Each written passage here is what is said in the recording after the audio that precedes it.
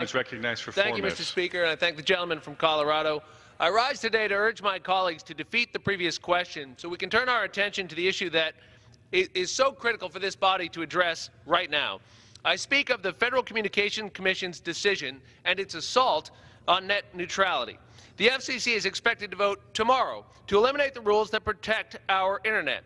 They're about to fix something that is not broken.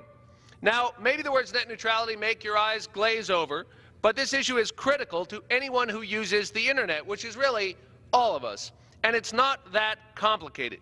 We call the rules that protect the current Internet net neutrality because they more or less keep the Internet neutral for everyone.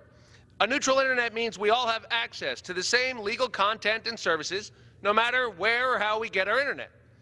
These rules aren't new, and they are working. In fact, when you think about it, one of the last places where equality really reigns in our society is on the Internet. We don't discriminate against the content or the intellectual creations of one young entrepreneur versus a big business or an established entity. It's one of the few places left in America where we're all on equal footing. That's the current net neutrality system that we must protect. The folks who want to end net neutrality say they need to rewrite these rules to spur innovation.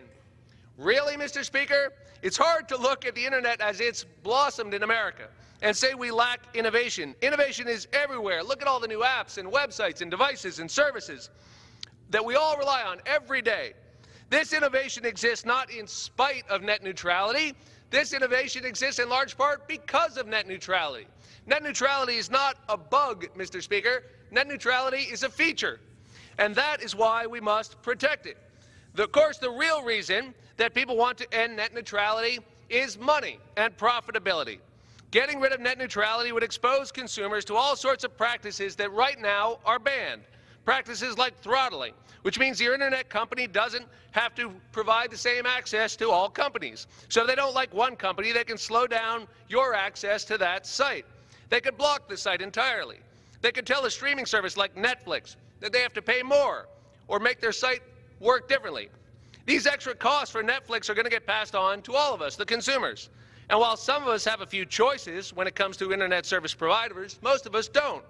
How many have more than one option when it comes to Internet in your home or office?